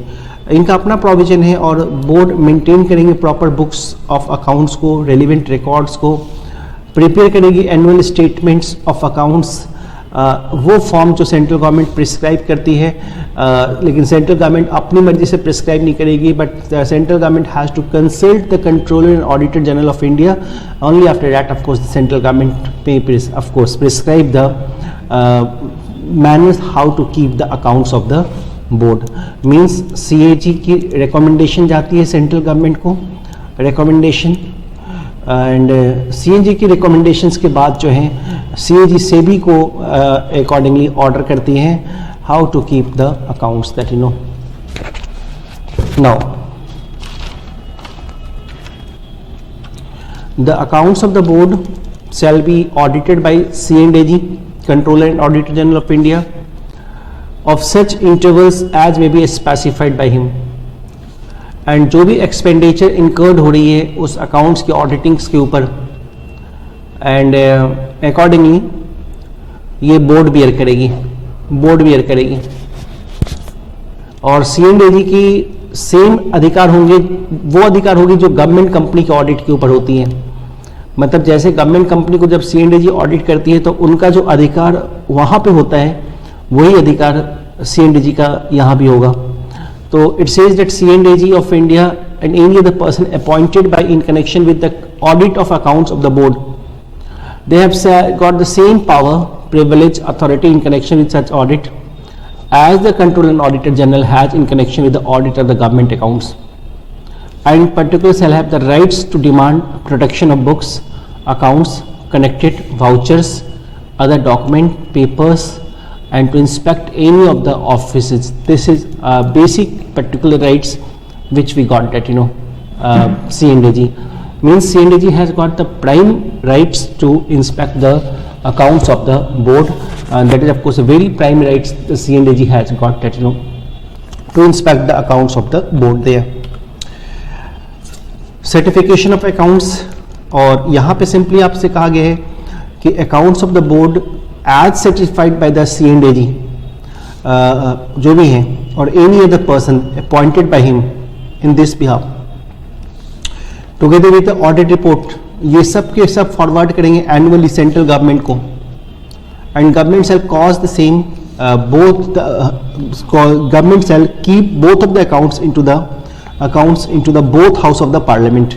तो CNAG अकाउंट्स ऑडिट करती है, अकाउंट्स फॉरवर्ड किया जाता है सेंट्रल गवर्नमेंट को और सेंट्रल गवर्नमेंट अकाउंट्स की कॉपी जो है वो पार्लियामेंट में प्रेजेंट करती है. This is basic funda on to the matter concern with the accounts of the CNAG. चलिए, ये तो हमारा एक मैटर हो गया. अब देखो सेबी एक्ट में पेनल्टी सेक्शन 15A से शुरुआत है, and penalty is very relevant. Most of the time the question keeps on coming from the penalty. Every time penalty से क्वेश्चन आता रहा है और तकरीबन 10 पेनल्टी से भी लगाती है. सेक्शन 15A से 15HB तक पूरी पेनल्टी है और जहां तक मैंने देखा है कि 80% चांसेस होती है कि पेनल्टी से क्वेश्चंस जरूर पूछे जाएं.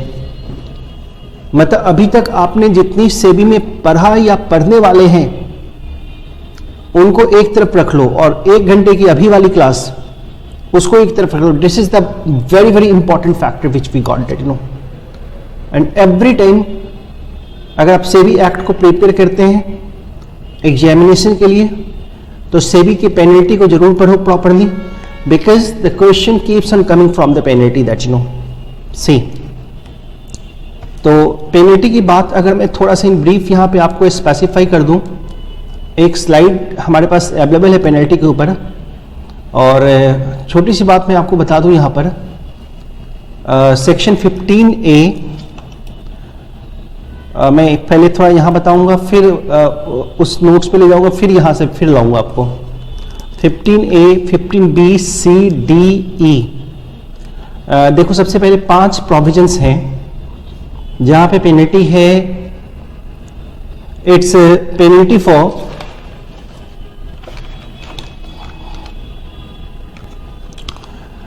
Furnish information return etc. अगर फर्निश नहीं कर रहे इंफॉर्मेशन रिटर्न्स 15A में तो इट वॉज, और या फिर दूसरी बात failure to enter agreement with the clients, redress investors grievances और म्यूचुअल फंड्स की सिचुएशन के डिफॉल्ट्स हैं, और penalty for to observe the rules and regulations by the assets management company section 15E. In all this circumstances minimum penalty 1 lakh की होगी but which may extend to 1 lakh rupees each accordingly every day, और maximum penalty जो होगी वो 1 करोड़ की होगी. anyway, तो in all these 5 cases the penalty would be liable to penalty which shall not be less than 1 lakh rupees, लेकिन वो extend हो सकती है 1 lakh rupees for each day during which such failure continues, but it may go subject to the maximum 1 crore. Even 15F में भी 3 बातें हैं, A, B and C. Share broker की पेनल्टी है, B में भी यही पेनल्टी है, same to same penalty B में भी है, और G, H में भी सिमिलर पेनल्टी है, G और H में. G is the insider trading और H is of course the substantial acquisition of and takeover of the shares. 10 lakh से लेके 25 करोड़ तक and 3 times of the profit whichever is higher. लेकिन अगर HA में देखें तो एक सिंपल थोड़ा सा बदलाव आ गया है, ये रुपीज 10 लाख की जगह रुपीज 5 लाख आ गई, बाकी सब जगह सेम है.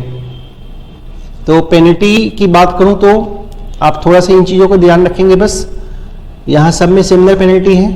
शेयर ब्रोकर के केस में 3 केसेज हैं और तीनों केस में पेनल्टी डिफरेंट है, लेकिन बी वाले केस में वही सेम पेनल्टी है. और जी और एच इज वेरी इंपॉर्टेंट, यहाँ पे पेनल्टी. तो एक बात ध्यान रखना कि वो प्रोविजन ज़्यादा इंपॉर्टेंट है जहाँ पे पेनल्टी थोड़ी डिफरेंट है, थोड़ी डिफरेंट पेनल्टी है. फॉर एग्जाम्पल सेक्शन 15F, बहुत क्वेश्चंस पेपर में पूछे जाते हैं कई बार। ये भी बहुत इंपॉर्टेंट है और ये भी बहुत इंपॉर्टेंट है। ये 3 पेनल्टी बहुत इंपॉर्टेंट है, तो इस पे अच्छे से आप नज़र डाल लो, ठीक है। अब मैं इन सारे पेनल्टी को समझाने जा रहा हूँ, तो अब बस अलर्ट हो जाओ, इनको एक एक करके समझने के लिए रेडी हो जाओ। रेडी? ओके, चलिए सबसे पहले आते हैं। पहली पेनल्टी हमारे सामने है, penalty for failure by any person to enter into an agreement with the client. ये तो 15B है, 15A पे आना। Penalty for failure to furnish information return. अगर कोई person required under this act rules regulation made thereunder, furnish करना था कोई डॉक्यूमेंट, रिटर्न, रिपोर्ट, बोर्ड के पास फाइल करनी थी, या फाइल करना कोई return, furnish information, books, other document with in the specified time, आपको फाइल करना था, आपको मेंटेन करना था बुक्स ऑफ अकाउंट, लेकिन आप इन सब चीजों से फेल कर गए हैं, then same penalty, that's 1 lakh. लेकिन ये एक्सटेंड हो सकता है 1 लाख हर दिन के अकॉर्डिंगली, और मैक्सिमम ये 1 करोड़ तक जा सकता है, मैक्सिमम 1 करोड़ तक ये जा सकता है, दिस वन। और 15B की जो पेनल्टी है, penalty for failure by any person to enter into the agreement with the client, means अगर शेयर ब्रोकर है और एक क्लाइंट शेयर ब्रोकर के साथ डील करने को आया है, तो इनकी आपस में एग्रीमेंट होनी चाहिए। बिना एग्रीमेंट का शेयर ब्रोकर क्लाइंट के लिए ट्रांजैक्शन करता है, then again it is an of course contravention of section 15B, और यहां पे एक पेनल्टी फिर से भी इंपोज कर सकती है, same penalty there, same, it's minimum penalty ₹1 lakh, but it may extend ₹1 lakh for every day of default up to the maximum ₹1 crore. This one, redress investors grievances।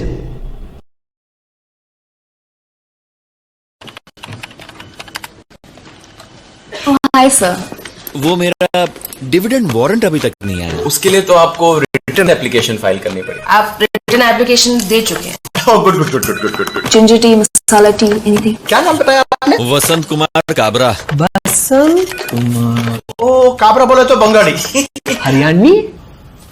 Sir आपका एग्जैक्ट प्रॉब्लम? मेरा डिविडेंड वारंट अभी तक नहीं आया sir. Just a second. जी। ओ sir आपका dividend warrant ना अब तक नहीं आया है सर। क्या आपकी इन्वेस्टमेंट कंप्लेंट अनसुनी जा रही है? सही जगह कंप्लेंट कीजिए। scores.gov.in पर अपनी इन्वेस्टमेंट कंप्लेंट दर्ज कीजिए और हम दिलाएंगे आपकी इन्वेस्टमेंट। redress investors grievances. अच्छा, अगर मान लो कोई इन्वेस्टर है, यहां पे ध्यान देना, और इसको कंप्लेंट है लिस्टेड कंपनी से या फिर इंटरमीडियरी से, लिस्टेड कंपनी से या फिर इंटरमीडियरी से, इन्होंने इसको कहा, कंप्लेंट किया और लेकिन इसकी कोई सुनवाई नहीं हुई, ये फेल टू रिजॉल्व है कंप्लेंट। मैं एक फ्रेश पेपर पे आपको ये बता दूं, section number accordingly 15C, failure to it's a normal provision, let me specify onto of course a fresh page there.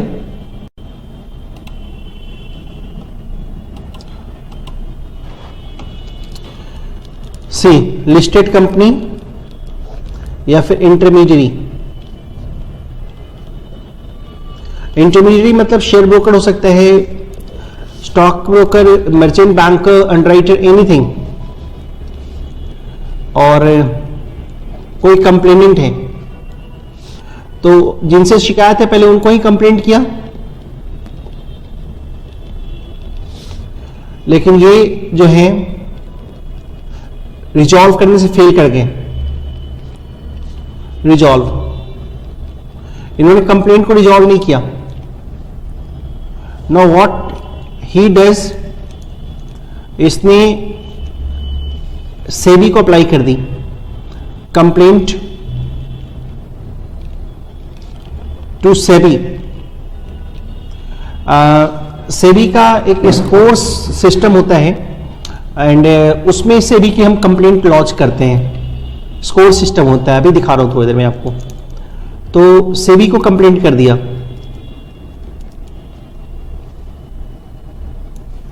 और सेबी के पास जब कंप्लेंट किया तो सेबी ने इनको कहा फिर से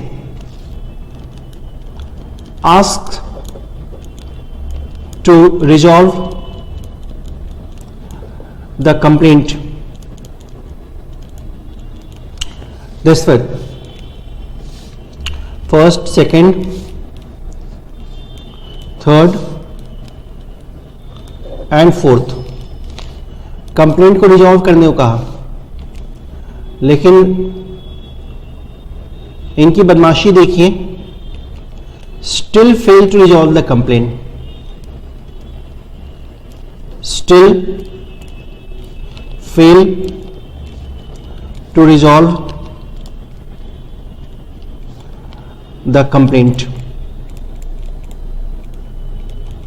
कंप्लेंट रिजॉल्व करने से फिर से फेल कर गए।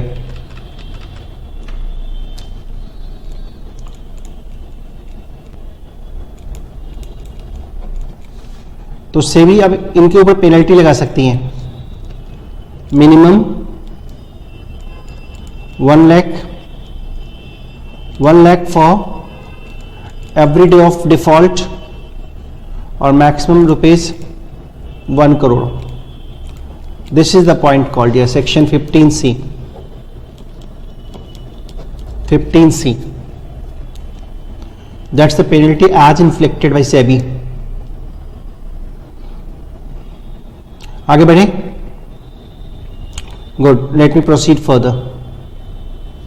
तो penalty to redress the investors grievances,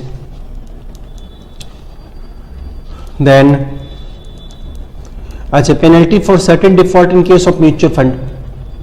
आप म्यूचुअल फंड चला रहे हैं, कलेक्टिव इन्वेस्टमेंट स्कीम चला रहे हैं, लेकिन आपने सर्टिफिकेट ऑफ रजिस्ट्रेशन नहीं लिया। जिस टर्म्स एंड कंडीशंस पे आपको रजिस्ट्रेशन दी गई थी, आप उसको सेटिस्फाई करने से फेल कर गए। आपने लिस्टिंग एप्लीकेशन नहीं दिया, fails to refund the application money.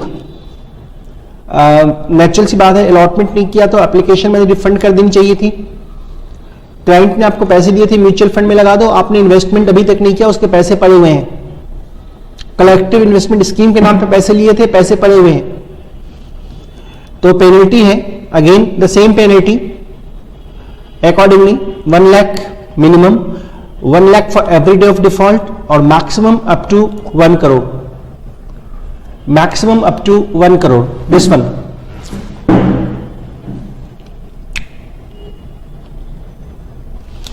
penalty for failure to observe rules and regulation by the assets management company, AMC, assets management company।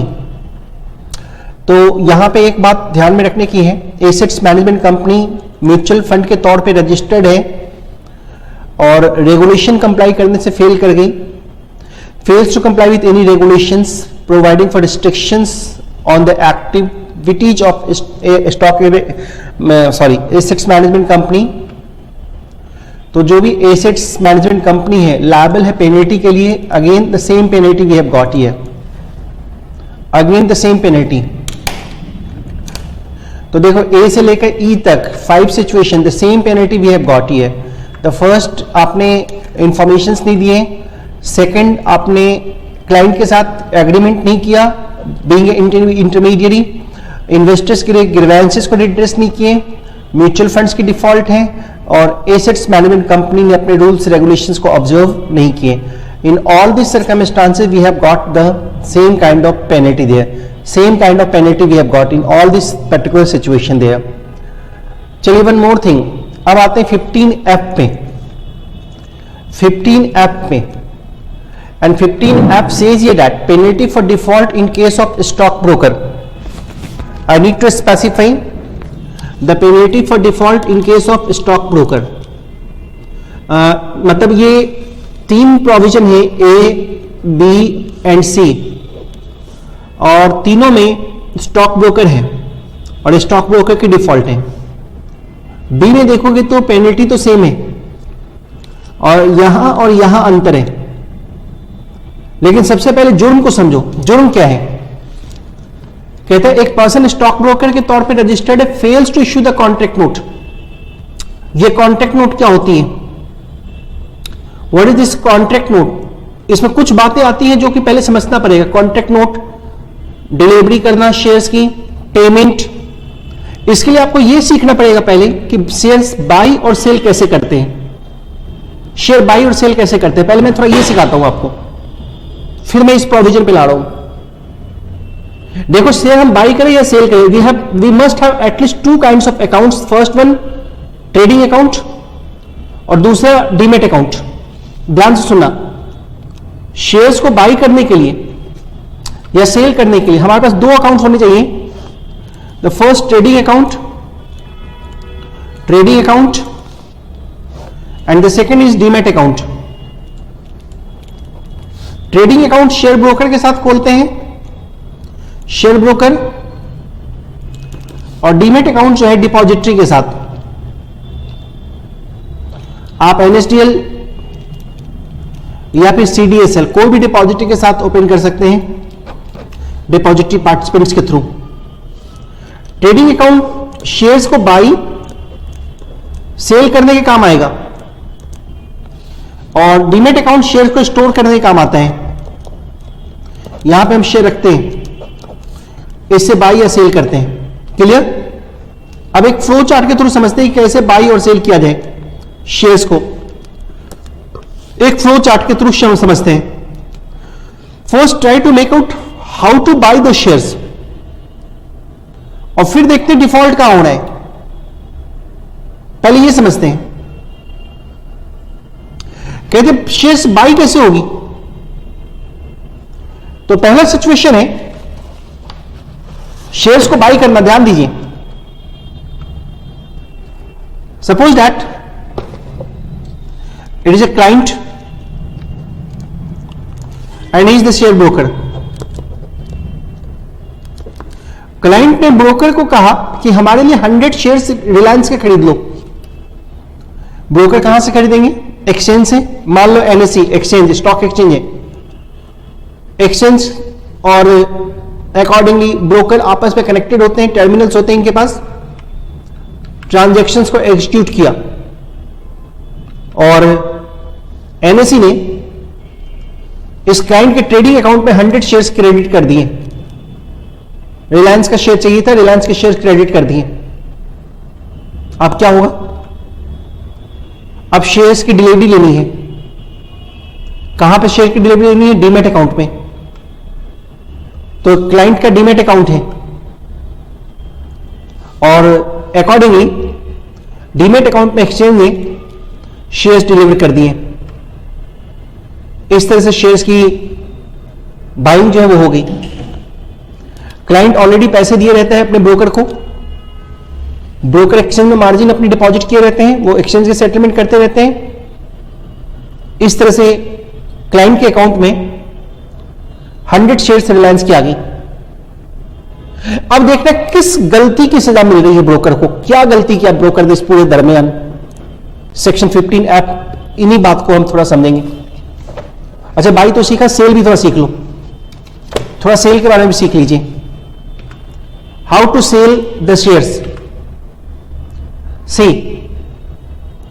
We have got this client, again same client same broker, कह रहे कि भाई हमारे 100 shares Reliance के अब बेच दो। Broker ने ट्रांजैक्शन एक्सिक्यूट किया, एनएससी को मेल किया और एनएससी ने अकॉर्डिंगली सेल एक्सिक्यूट कर दी और पेमेंट कर दिया ब्रोकर को, क्लाइंट के बिहाफ में ब्रोकर को पेमेंट कर दिया क्लाइंट के लिए। अब क्या होगा? अकॉर्डिंगली क्लाइंट ने कॉन्ट्रैक्ट नोट इश्यू किया। अच्छा, ये कॉन्ट्रैक्ट नोट जो क्लाइंट इश्यू करते हैं, एक्चुअली तुम देखोगे जब डीमैट अकाउंट खोलोगे तो ब्रोकर एक बुकलेट देता है आपको, और शेयर बेचने के बाद वो बुकलेट भर के बेचना देना पड़ता है उनको। लेकिन कुछ लोग से ब्रोकर पहले ही पावर अटॉर्नी लेके रखते हैं तो वो बुकलेट नहीं देते हैं, फिर वो आप बेचेंगे इमीडिएटली जो कॉन्ट्रैक्ट नोट वो एक्सिक्यूट कर देगा। तो अकॉर्डिंगली कॉन्ट्रैक्ट नोट एग्जीक्यूशन की बात है। मीनवाइल जो पेमेंट आया ब्रोकर के पास वो अपने क्लाइंट को दे देगा। अब चलिए कॉन्ट्रैक्ट नोट ब्रोकर इश्यू करेंगे डिपॉजिटरी में, और डिपॉजिटरी 100 शेयर्स जाने देगी एनएससी में, क्योंकि 100 शेयर सेल हो चुके हैं, और ये 100 शेयर जो इन्होंने बेचा था ये एनएससी के पास आ गई, ये 100 शेयर्स एनएससी के पास आ गई। तो this is the process of selling out the shares, this is the process of selling out the share. इस तरह से शेयर जो है सेल किए जाते हैं। तो ये तरीका है शेयर्स को सेल करने का और शेयर्स को बाय करने का। दोनों पॉइंट्स, दोनों सिचुएशन हमने सीखा, देखा और प्रॉपर्ली समझा। चलिए अब हम ये समझते हैं कि हमारे ब्रोकर साहब से कहां भूल हुई जो उनको ये सजा मिली है। अकॉर्डिंगली इतने सारे फाइन सेबी ने लगा डाले हैं, तो हम अपने ब्रोकर्स की गलतियों को ढूंढते हैं कि उनको कहां मिला। तो एक बार फिर से प्रोविजंस के ऊपर आते हैं। आप अपने बुक में निकाल लीजिए प्रोविजन। मैं अगर निकालता हूं तो मुझे ये स्लाइड हटाना पड़ेगा, तो आप अपने बुक में ये प्रोविजंस को पहले निकाल लीजिए properly. This one,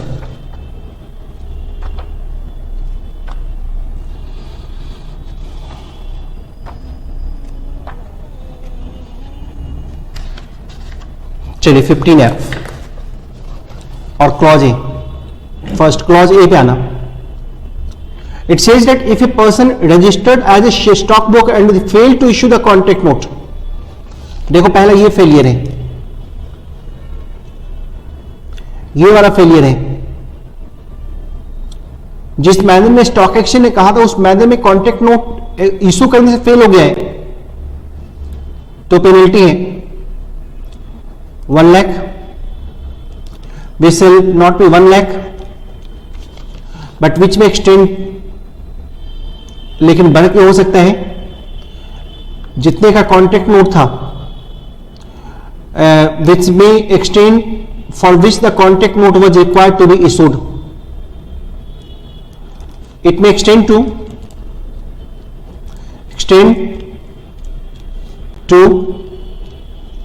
accordingly for which the contract note was required to issue। मतलब कॉन्ट्रैक्ट नोट ऑफकोर्स 10 लाख का था तो 10 लाख की फाइन जरूर लगेगी। Extend to for which the contract note was required to issued by the broker. It's the first thing, clause A. Clause A,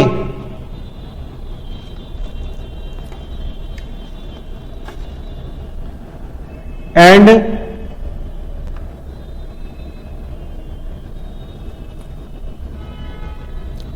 clause B पे आइए।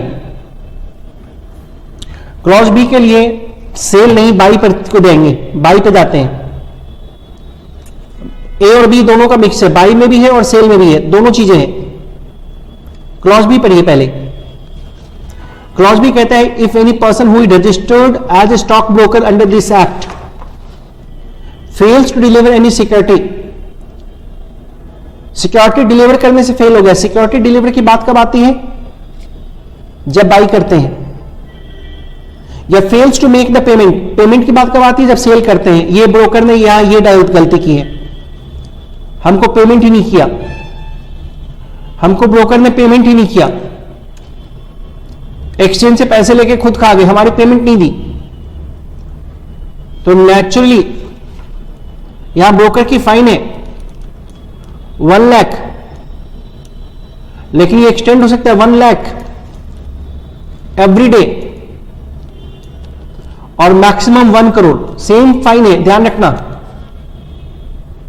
Same fine है।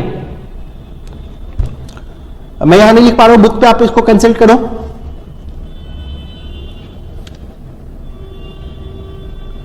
और इसमें डिलीवरी से बात है, शेयर्स को डिलीवर करने से फेल कर गए हैं। तो प्रीवियस स्लाइड पे ले जा रहा हूं आपको, हाउ टू बाई। तो जब हम बाई करते हैं तो शेयर्स की डिलीवरी भी होनी चाहिए। राइट। और नेचुरली अगर ये डिलीवरी नहीं होती, क्योंकि ब्रोकर ने प्रॉपरली एक्सचेंज को इन्फॉर्म नहीं किया, कॉन्ट्रैक्ट नोट को प्रॉपर ने एक्सिक्यूट नहीं किया, इस वजह से शेयर की डिलीवरी नहीं हुई हमारे डीमैट अकाउंट में, then again the same fine we have got that 1 lakh minimum, 1 lakh every day, 1 crore maximum. ये फाइन याद रखो, सभी जगह बहुत जगहों पे लग रहा है ये फाइन।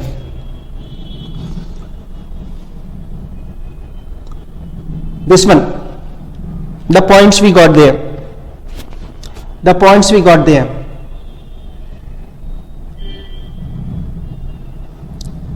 चलिए बुक से कराता हूं, इसके जगह मैं बुक लाता हूं।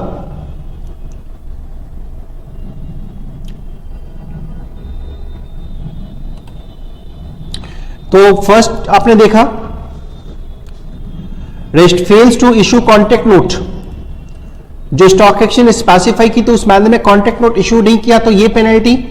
अभी आपने देखा स्लाइड में, शेयर की डिलीवरी नहीं की, पेमेंट नहीं किया, देन ये पेनल्टी। और तीसरे मैटर को भी बताना था, एक्सेस ब्रोकरेज चार्ज कर लिया है। जैसे आप कभी भी इंडिया बुल से करो कॉन्ट्रैक्ट या शेर खान के पास जाओ, आपको ब्रोकरेज बता रहे हैं 0.5%, लेकिन कुछ ऐसे ब्रोकर भी होते हैं जो ब्रोकरेज कुछ बताते हैं और चार्ज कुछ और कर लेते हैं, एक्सेस ब्रोकरेज चार्ज कर लेते हैं। तो accordingly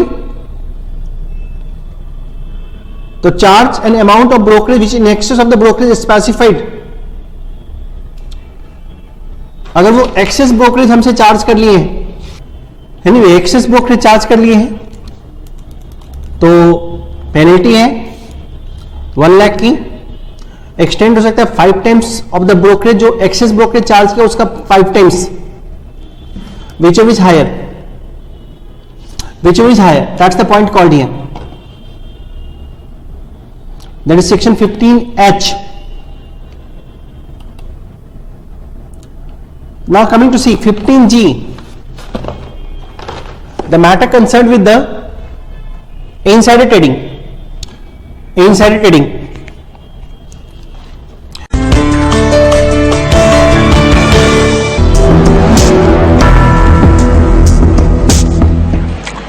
But first, once the poster boy for Indo-American Wall Street professionals and now accused of insider trading, Rajat Gupta pleaded not guilty and has been released on bail.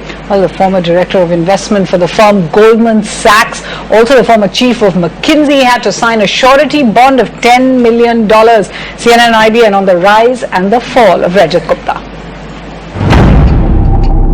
Rajat Kumar Gupta, age 62, educated at IIT Delhi and the Harvard Business School. Former director Goldman Sachs and co-founder of the Indian Business School. Now an accused in an insider trading case, out on a $10 million bail bond. If found guilty, the poster boy of Indian American Wall Street success could face 105 years in prison. If Rajat Gupta's fall from grace was stunning, his rise in the world of finance is stuff legends are made of. Rajat Gupta was the poster. बिल्कुल insider trading का ये मामला है, जिसमें company के जो पूर्व CMD हैं अभिजीत राजन और साथ ही साथ 3 और एंटिटीज हैं, जिसमें एक ग्रुप कंपनी और साथ ही साथ 2 डायरेक्टर शामिल हैं। उनको सेबी ने इस मामले में दोषी पाया है और उनके खिलाफ एक ऑर्डर भी पास किया है, जिसके तहत सीएमडी और जो 3 एंटिटीज हैं उनको उनसे करीब 1.5 करोड़ रुपए की जो रकम है वो वसूलने की बात यहाँ पे साफ तौर पर की गई है। इसके अलावा अगर आप देखें, बैंक और ग्रुप कंपनी संबंधित लोगों के जो खाते हैं वो फ्रीज किए जाएंगे और साथ ही साथ खबर काफी बड़ी है और खबर ये है कि सेबी ने रिलायंस इंडस्ट्रीज समेत 12 एंटिटीज पर इक्विटी डेरिवेटिव सेगमेंट में F&O ट्रेड्स पर 1 साल के लिए बैन लगा दिया है। क्यों ये बैन लगा है, क्या स्टोरी है अब तक की, ये पूरा समझ लेते हैं। सबसे पहले संदीप से बताइए। संदीप। शुक्रिया दीपाली। बिल्कुल RIL और उसके साथ साथ 12 एंटिटीज के ऊपर जो F&O सेगमेंट में 1 साल के लिए रोक लगाई गई और उसके साथ साथ 447 रुपए का जुर्माना भी लगाया गया। दरअसल ये मामला है नवंबर 2007 का, तो नवंबर 2007 से लेकर सालाना 12% ब्याज भी कैलकुलेट कर लें तो कुल मिला के करीब 1300 करोड़ रुपए के आसपास के जुर्माने की जो भुगतान की बात है वो सेबी की ओर से की गई है। उनका ये भी कहना है कि RIL ने रिलायंस पेट्रोलियम जो कि उस समय एग्जिस्ट करती थी उसमें ट्रेडिंग करी है, तो उससे जो मुनाफा हुआ है उसे लौटाने की बात भी करी है। और दूसरी बात उन्होंने कहा है कि ये जो ट्रेड हुए थे आरपीएल के शेयर में, जिसे रिलायंस पेट्रोलियम के नाम से जाना जाता था, उसमें कुछ फ्रॉडुलेंट ट्रेड्स हुए थे, यानी कि सही तरीके से ट्रेडिंग नहीं की गई है, जिस वजह से उनके ऊपर जुर्माना लगाया गया है। आपको बता दें दरअसल मार्च 2007 में आरपीएल में रिलायंस पेट्रोलियम में 5% हिस्सा बिक्री की योजना थी, जिसे दरअसल नवंबर में एग्जीक्यूट करने की Reliance industry. Very popular of course offence जो आमतौर पे शेयर मार्केट में होते रहते हैं। और होती क्या है ये, इसमें लोग अनपब्लिश्ड प्राइस सेंसिटिव इंफॉर्मेशन जो कंपनी की होती है उसके बेसिस पे कंपनी के शेयर्स एक्वायर करते हैं, डील करते हैं और प्रॉफिट बनाते हैं। और बहुत ही सीरियस ऑफेंस है और बहुत ही सीरियस तरीके से सेबी इसको रोकने की कोशिश करती है, प्रोहिबिट करती है।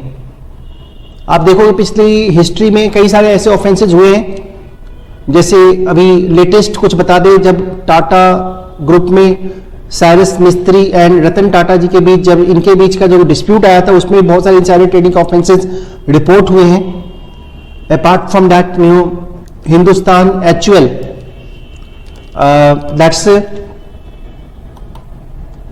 जब HUL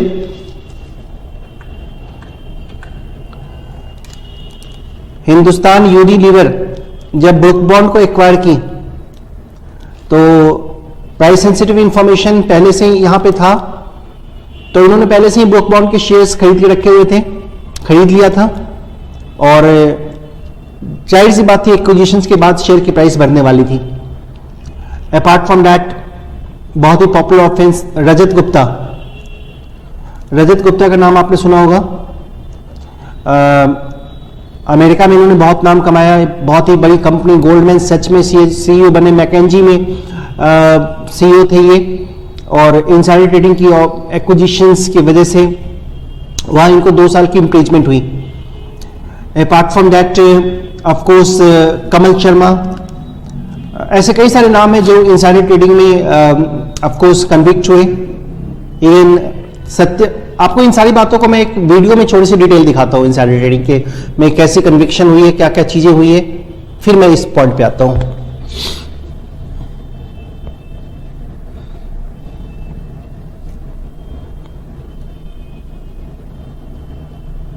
वेलकम बैक। तो अब समझते हैं इनसाइडर ट्रेडिंग, शायद आपके ऊपर कॉन्सेप्ट थोड़ा अच्छा बन रहा है इनसाइडर ट्रेडिंग का। अब समझते हैं मीनिंग ऑफ इनसाइडर ट्रेडिंग। तो सबसे पहली बात की कि इनसाइडर कौन है, तो who either on his own behalf या on behalf of any person deal कर रही है सिक्योरिटीज में, किसके, किसी भी बॉडी कॉर्पोरेट के, ऑन एनी स्टॉक एक्सचेंज, लेकिन जो डीलिंग हो रही है अनपब्लिश्ड प्राइस सेंसिटिव इंफॉर्मेशन के बेसिस पे हो रही है। मतलब मेरे पास कुछ ऐसी इंफॉर्मेशन है जो कि बाहर आ जाए तो कंपनी के शेयर्स के प्राइस को वो बदल सकती है। जैसे फॉर एग्जांपल कंपनी का मर्जर प्लान हो रहा है और बीइंग ए डायरेक्टर हम कंपनी के बोर्ड में है, डिस्कशन सब हमको मालूमात है, तो अगर इस इंफॉर्मेशन के बेसिस पे हमें लग रहा है कि भाई जब इंफॉर्मेशन बाहर आएगी तो कंपनी की शेयर प्राइस बढ़ेगी, अगर मैं शेयर एक्वायर कर रहा हूं, then it is an offence, it is called of course the insider trading. Anybody can be of course the insider. For example, you people, of course, आप किसी company के audit में इन्वॉल्व हो, या audit छोड़ो, आप किसी कंपनी का टैक्स रिटर्न फाइल कर रहे हो, एडवांस टैक्स फाइल करने को कंपनी में केस आया आपके पास और आपने देखा कि एडवांस टैक्स इस बार का तो बहुत ज्यादा है, अभी ये इंफॉर्मेशन पब्लिश नहीं हुई है, जब बाहर आएगी तो नेचुरली शेयर प्राइस पे असर पड़ेगा इसका, और आप पहले ही कंपनी के शेयर को एक्वायर कर रहे हो। तो this is also an offence that's called of course the insider trading. जब कभी भी आपने अनपब्लिश्ड प्राइस सेंसिटिव इंफॉर्मेशन के बेसिस पे कंपनी के शेयर्स में डील किया, deal refer that bye sell anything it में भी, चलिए इंफॉर्मेशन में कुछ नहीं किया, आप किसी को कम्युनिकेट कर दिए अनपब्लिश्ड प्राइस सेंसिटिव इंफॉर्मेशन, अपने फ्रेंड्स को बता दिया कि ऐसा कुछ हो रहा है, चाहे आपने उसको बिल्कुल मना किया हो कि शेयर मत खरीदना, तो भी कुछ बात नहीं है, या आपने ना डील किया ना कम्युनिकेट किया, काउंसिल कर रहे हैं, एडवाइस कर रहे हैं किसी कंपनी के शेयर्स को खरीदने के लिए, किसी को खरीदवा रहे हैं, और सारी खेल अनपब्लिश्ड प्राइस सेंसिटिव इंफॉर्मेशन का है। Then whenever a person is accused of an insider trading, then fine is there 10 lakhs, और ये 10 लाख से बढ़कर के 25 करोड़ तक जा सकती है फाइन, और 3 times of the amount of profit जो भी इनसाइडर ने बनाया है, which is higher, that was see commentary on that, what is given in that. Insider means any person जो कनेक्टेड है कंपनी से या डीम टू बी कनेक्टेड है. डीम टू बी कनेक्टेड को सेबी इनसाइडर ट्रेडिंग रेगुलेशन 2015 में define किया गया very properly. हालांकि ये definition SEBI insider trading regulation से लिया गया है.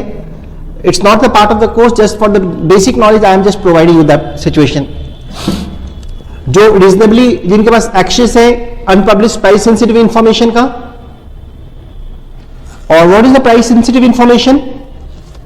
तो periodical financial results, intended declaration of dividend, issue of securities, buyback, merger amalgamations, accordingly, all these things are called here unpublished price sensitive information there. चलिए, penalty for non disclosure, section 15H. 15H की connectivity SEBI substantial acquisition and takeover regulation से है. आपको याद है मैंने अभी बताया था, आपको पिछली क्लास में आपको बताया था एक बात की SEBI substantial acquisition and takeover regulations के अकॉर्डिंगली 2 स्टेजेस हैं जहां डिस्क्लोजर करनी पड़ती है. डिस्क्लोजर और एक पब्लिक अनाउंसमेंट का स्टेज है.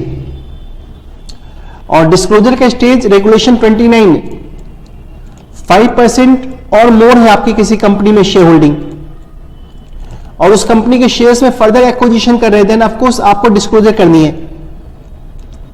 मतलब अगर आप किसी भी कंपनी में 5% उससे ज्यादा शेयर एक्वायर कर रहे हैं, then you have to make the disclosure.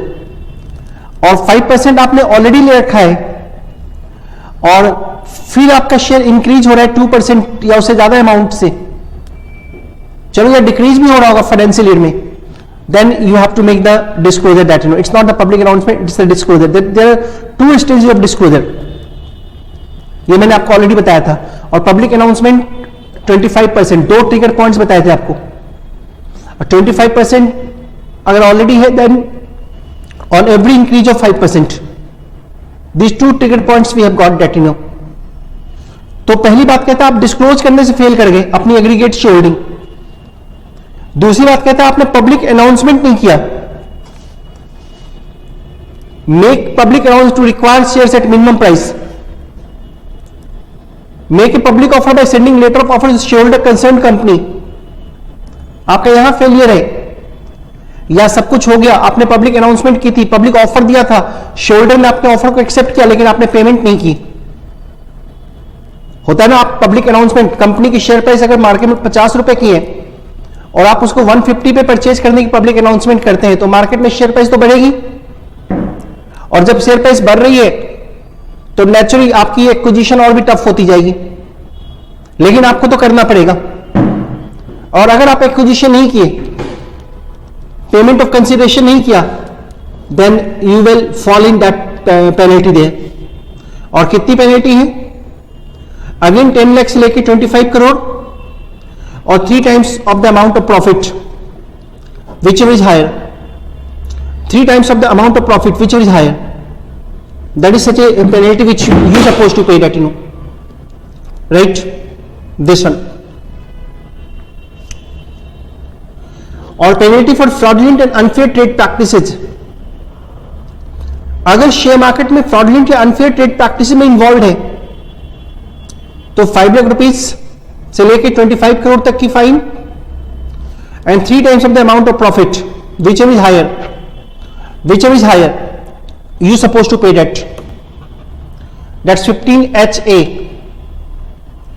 और 15H भी बहुत गुस्से में है. वो कहता है कि ऐसा कोई काम कर दिया, ऐसा कोई अपराध कर दिया जिसका कोई पेनल्टी हमने लिखा ही नहीं पीछे, तो कोई बात नहीं, फिर भी आप नहीं बचेंगे.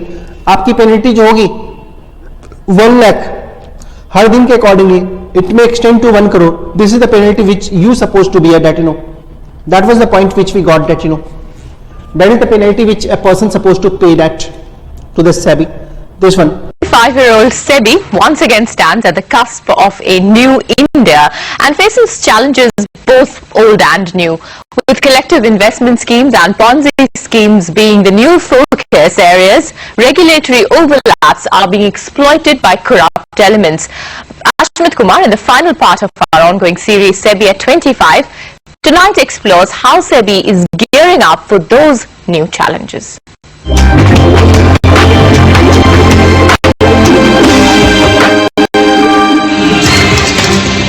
Sahara and Sarda, two names SEBI won't be forgetting in a hurry. Both these cases and several others like them have increasingly thrown up questions about the jurisdiction and scope of action of not just the market regulator, but other regulatory bodies like the RBI. With turf wars increasing, the primary grouse is that the regulators are failing to coordinate and exchange information. Each regulator is now working in a very different silo, and I think there is time that regulators and different financial markets must talk to each other and must work in greater harmony, so that business of one is actually dependent on business of the other. And if all of them can grow in a very synergistic manner, industry would benefit out of it. Experts say the solution to this now lies in forming one super regulator as proposed by the Financial Sector Legislative Reforms Commission. The FSLRC has also recommended the enactment of a single Indian financial code to replace the 60-odd acts governing the financial sector. But until such ambitious plans fructify, experts advise a stopgap arrangement to plug the regulatory gap to tackle Ponzi schemes which are being paraded in semi-urban and rural areas as collective investment schemes or chit funds. There has to be a very clear demarcation of the boundaries. All residual deposit-taking activities which do not fall within another regulator the power must be given over to, for example, to SEBI or to RBI. But there should be a residual clause so that there is no gap in the system. More immediately, experts say SEBI needs to begin the rearmament process by identifying and defining what qualifies as collective investment schemes. Look at the definition of collective investment scheme.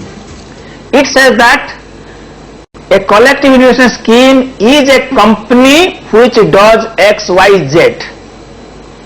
If a non-company does the same work, it is not collective investment scheme by implication. So the issue is about how collective investment scheme has been defined. For over 4 years now, SEBI has been pushing the Finance Ministry for more power to go beyond the merely listed entities and chase after errant entities trapping innocent investors. The Sarda chit fund scam has given this drive much needed impetus.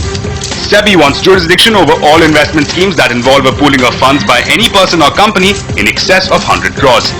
Also, with its powers to attach and sell assets being challenged by Sahara, SEBI now wants the government to better define these powers. Specifically, it wants the powers to attach and sell movable or immovable properties as a part of enforcement action against those guilty of securities market violations. It also wants the power of search and seizure with the approval of the chairman, as against the current regime that requires approval from the Chief Metropolitan Magistrate.